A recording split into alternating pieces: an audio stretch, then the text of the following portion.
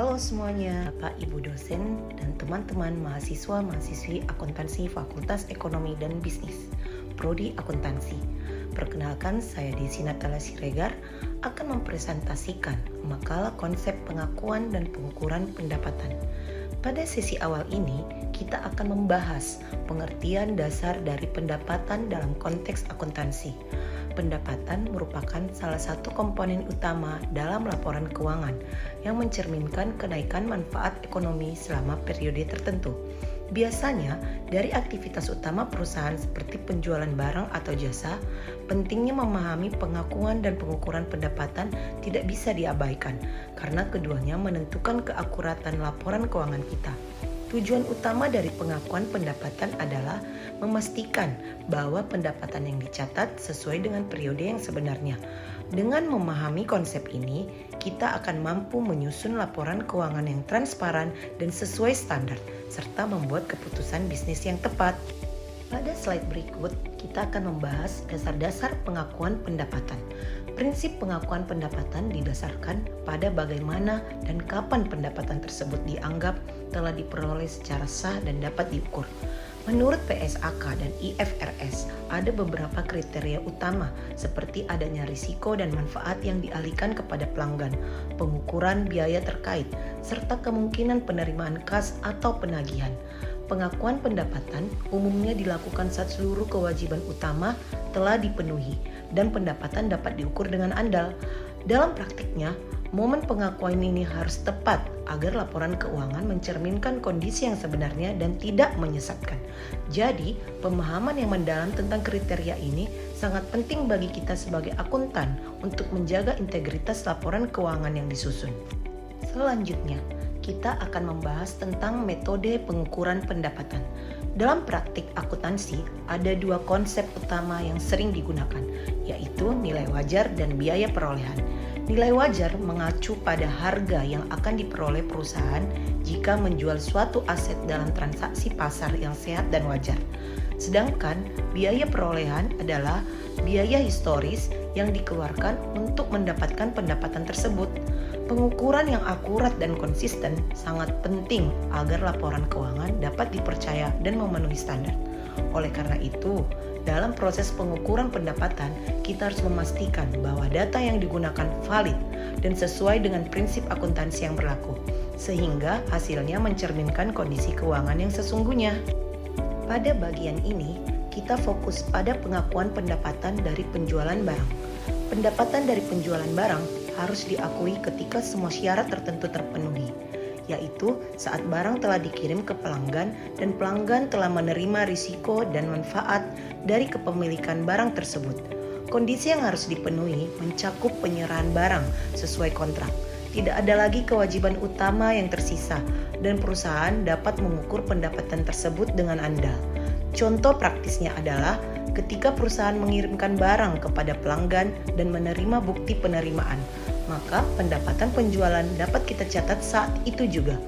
Pemahaman ini penting agar laporan keuangan kita akurat dan mencerminkan transaksi yang sebenarnya. Selanjutnya, kita bahas pengakuan pendapatan dari jasa. Pendapatan jasa biasanya diakui secara periodik berdasarkan penyelesaian pekerjaan atau layanan yang telah diberikan.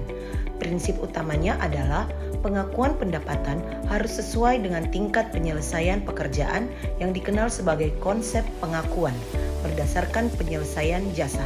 Jadi, jika sebuah perusahaan jasa melakukan proyek selama beberapa bulan, pendapatan akan diakui secara proporsional sesuai dengan tingkat penyelesaiannya setiap periode. Contohnya adalah pendapatan dari layanan konsultasi yang diakui setiap bulan saat layanan diberikan. Ini agar pendapatan yang dicatat benar-benar mencerminkan layanan yang telah diberikan dan memudahkan pengukuran profitabilitas. Kita berlanjut ke pengakuan pendapatan dari kontrak jangka panjang, yang seringkali menjadi tantangan tersendiri. Model pengakuan yang terbaru seperti PSAK 72 atau IFRS 15 memperkenalkan pendapatan yang lebih terstruktur dan berbasis langkah. Langkah pertama adalah mengidentifikasi kontrak, lalu menetapkan kewajiban utama, menentukan harga transaksi, lalu membagi kontrak menjadi bagian-bagian yang dapat diestimasi, dan akhirnya mengakui pendapatan saat kewajiban tersebut dipenuhi. Pendekatan ini menekankan pentingnya mencocokkan pendapatan dengan realisasi dan penyelesaian kewajiban secara bertahap.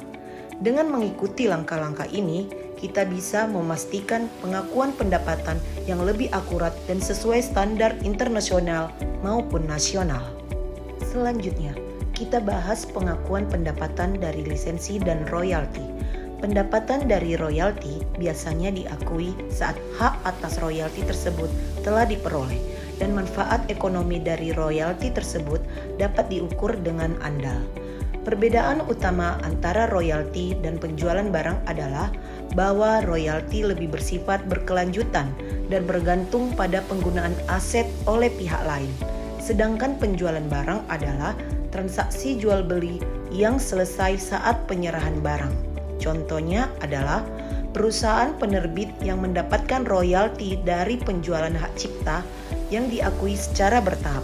Pemahaman ini penting agar kita bisa menerapkan pengakuan pendapatan yang tepat sesuai jenis pendapatan yang diterima. Pada bagian ini, kita akan menyoroti bagaimana kebijakan akuntansi yang dipilih dapat mempengaruhi laporan pendapatan suatu perusahaan. Pilihan kebijakan bisa mempengaruhi waktu pengakuan, jumlah pendapatan yang diakui, dan cara pengukuran pendapatan tersebut. Perusahaan berbeda mungkin menerapkan kebijakan yang berbeda dalam hal pengakuan pendapatan, yang menyebabkan perbedaan dalam laporan keuangan meskipun kondisi ekonomi sama. Oleh karena itu, kepatuhan terhadap standar akuntansi yang berlaku sangat penting agar laporan keuangan tetap kredibel dan dapat dibandingkan antar periode dan antar perusahaan. Sikap konsisten dalam menerapkan kebijakan ini menjadi kunci utama dalam menjaga integritas laporan keuangan. Dalam bagian ini, kita akan membahas studi kasus nyata terkait pengakuan dan pengukuran pendapatan. Melalui analisis langkah-langkah yang diambil dalam kasus tersebut, kita dapat melihat penerapan teori ke praktik yang konkret. Studi kasus ini membantu kita memahami tantangan yang mungkin muncul dan bagaimana cara mengatasi sesuai standar. Selain itu, kita juga bisa belajar dari pengalaman perusahaan lain, memahami kesalahan umum, dan mendapatkan gambaran nyata tentang penerapan prinsip akuntansi dalam kehidupan nyata. Pengetahuan ini sangat penting agar kita mampu mengaplikasikan prinsip secara tepat saat kelak terjun langsung ke dunia profesi. Sebagai penutup, kita bisa menyimpulkan bahwa penerapan prinsip pengakuan dan pengukuran pendapatan yang konsisten dan tepat sangat vital untuk menghasilkan laporan keuangan yang andal dan transparan. Langkah utama yang harus dikuasai adalah memahami kriteria pengakuan, memilih metode pengukuran yang sesuai, dan mengikuti standar yang berlaku. Dengan pemahaman ini, kita dapat mempersiapkan diri menghadapi soal praktik di dunia kerja dan meningkatkan kompetensi sebagai calon akuntan profesional. Ingat, akurasi dan integritas dalam melaporkan pendapatan akan sangat menentukan kepercayaan pengguna laporan keuangan terhadap perusahaan.